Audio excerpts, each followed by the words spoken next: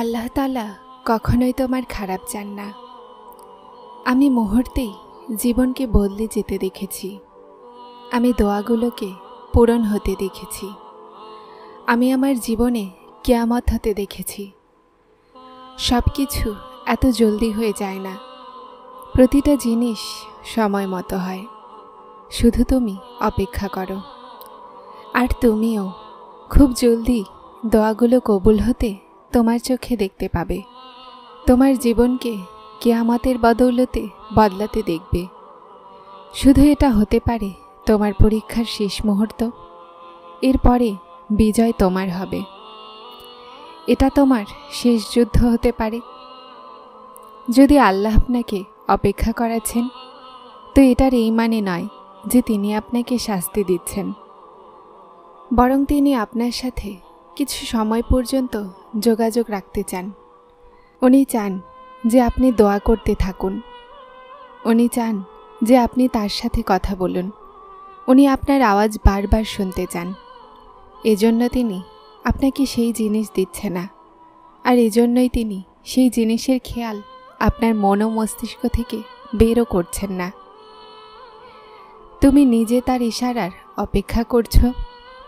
তারপর যখন তিনি তোমাকে ইশারা দিচ্ছেন, তো তুমি কেন তার কথা শোনো না? উনি আপনার থেকে কেড়েও নিচ্ছেন না, আর আপনার নিকটেও আসতে দিচ্ছে না। তো এর মানে হলো তিনি আপনার দোয়াগুলোর অপেক্ষা করছেন, যেন তিনি আপনার দোয়াগুলোর জবাব নিজের কোণের মাধ্যমে দিতে পারেন। তাহলে আপনি কেন উদাস, কেন হতাশ? শুধু নিজেকে কিছু সময় দিন।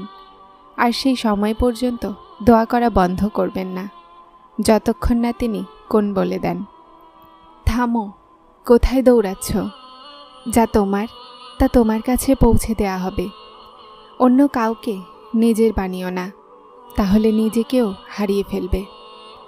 আর যদি নিজের সত্তাকে হারিয়ে ফেলো, তাহলে সব কিছু পেয়েও কিছুই হাসিল করতে পারবে না। এভাবে করো না। তোমার সাধ্যের মধ্যে যা আছে তা করো। তুমি দোয়া করো, বিশ্বাস করো, আর তোমার কাজ এটা যে তার মেনে নিয়ে জীবন অতিবাহিত করো। যা তিনি বলছেন, যেভাবে বলছেন করতে থাকো। এর সামনে গিয়ে মজেজা হয়, আর মজেজাকারী সত্তা মজেজা করবেন। কিন্তু তুমি একেবারে মাথাকে সিজদায় ঝুঁকিয়ে নাও। একেবারে মানে একেবারে। নিজের নফস আর শয়তানের ধোঁকায় এসো না। তারা তোমাকে নকল জাহান্নাম থেকে ভয় দেখিয়ে আসল জাহান্নামের দিকে নিয়ে যাবে। নিজের রবের কথাকে মনে করো, তার শোনো। সেই আল্লাহর মেনেই তুমি তোমার প্রতিটা চাওয়াকে পেতে পারো। তুমি শুধুমাত্র ভরসা আর বিশ্বাস রাখো। মজেজার ওয়াক্ত অতি নিকটে। আজ নয়তো কাল, এখন নয়তো অন্য কোনো দিনই হোক, জলদি নয়তো দেরিতেই হোক, এই মুহূর্তে নয়তো পরের মুহূর্তেই, কিন্তু যে জিনিস তোমার ভাগ্যে লিখে দেয়া হয়েছে সেটা তোমার থেকে দূরে করা হবে না। সেটাকে তোমার থেকে কেউ কেড়ে নিতে পারবে না। তোমাকে কেউ সেটা থেকে আলাদা করতে পারবে না। শুধু দোয়া, বিশ্বাস আর সবরের সাথে নিজের রবের সাথে জুড়তে থাকো। যাকে আল্লাহ তোমার যোগ্য মনে করেনি, সেটা কিভাবে তারপর তোমার জন্য উত্তম হতে পারত?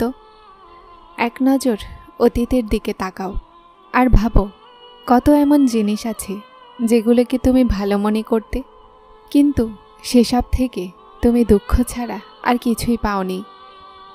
ভাবো, এমন কত ভুল সিদ্ধান্ত আছে যেগুলোর সত্য যদি আল্লাহ তোমার সামনে উন্মোচন করতেন, তো তোমার জীবনে কি হতো?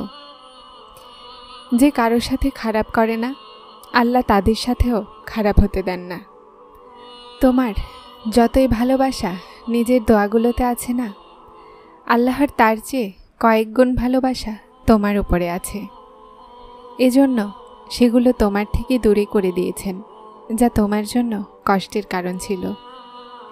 কেন দৌড়াচ্ছ তারপর তুমি সেসবের পেছনে, যেটা থেকে আল্লাহ তোমাকে বাঁচিয়ে নিয়েছেন? ছেড়ে দাও সেই জায়গাতে প্রতিষেধক খোঁজো না, যেখান থেকে শুধুমাত্র তুমি জখম পেয়েছ, কেননা প্রতিষেধক শুধুমাত্র আল্লাহই দিতে পারেন। আর যে সবর করে না আর তাওয়াক্কুল রাখে, তাদের জন্য আল্লাহ শেফার মাধ্যম বানিয়ে দেন, আর তাদেরকে সেটার থেকে উত্তম দিয়ে দেয়া হয় যা তারা হারিয়ে ফেলেছে। যা হয়ে গেছে তা আপনার জন্য উত্তম ছিল, আর যা হতে পারেনি সেটাতেও আপনার জন্য কল্যাণ আছে, কেননা সেটা যার মর্জি মোতাবেক হয়েছে তিনি দুনিয়ার সবচেয়ে ট্যালেন্টেড রাইটার।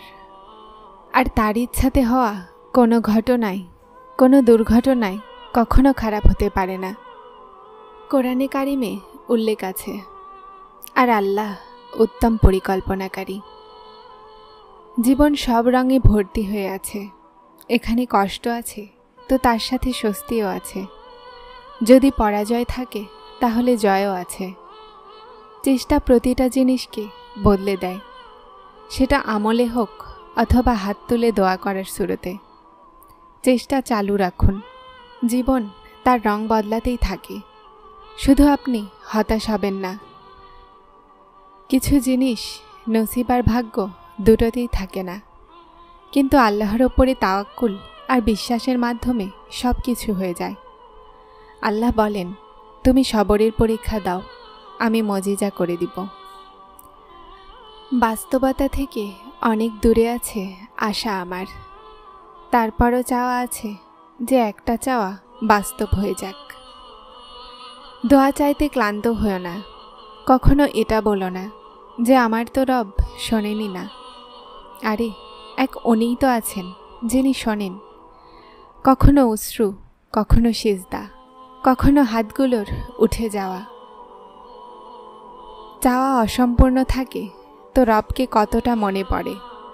সব সময় তোমার রবের ওপরে আশা রাখো, কেননা এই পুরো দুনিয়াতে যত জলদি আল্লাহ রাজি হন এতটা জলদি কেউ রাজি হয় না।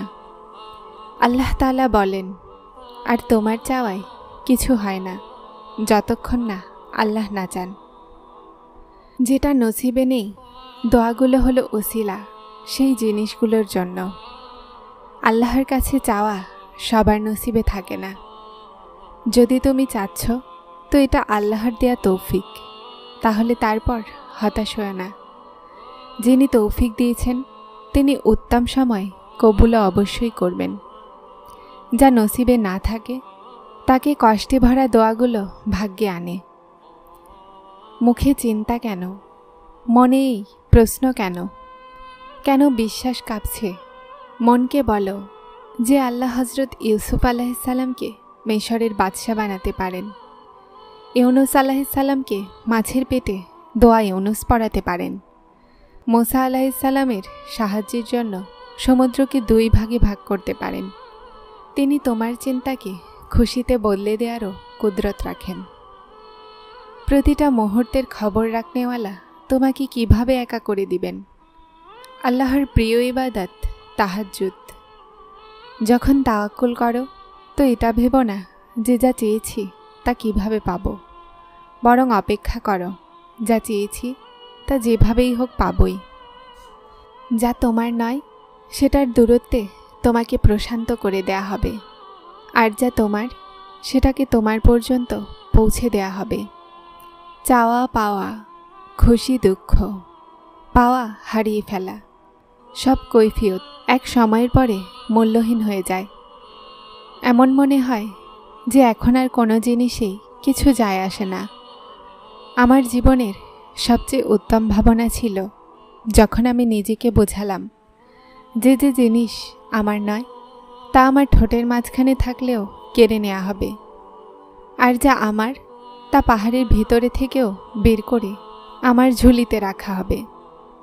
আর তারপর আমি প্রশান্ত হয়ে গেলাম।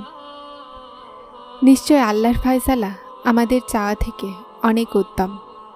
আল্লাহ বলেন, বলে দাও আমার ওই বান্দাদেরকে যাদের পরিস্থিতি অসম্ভব মনে হচ্ছে, আমি সর্ববিষয়ে সর্বশক্তিমান। দিন পার হয়ে যায়, নিয়ত, আমল, উদ্দেশ্য ভুল হতে পারে, কিন্তু কষ্ট সবসময় সত্য হয়। কষ্ট ছাড়া কেউ কাঁদে না। দোয়া হোক অথবা ধ্বংস, জখম না পেয়ে কেউ চায় না। আল্লাহ যদি দিতে না চাইতেন তো তিনি কোরআনে কোন ফায়াকুনের কথা উল্লেখ কেন করতেন? বিশ্বাস রাখো, সব দোয়াগুলো কবুল হবে ইনশাআল্লাহ। যারা চ্যানেলটিতে নতুন এসেছেন তারা সাবস্ক্রাইব করে হেদায়েতের সাথে থাকুন। আসসালামু আলাইকুম।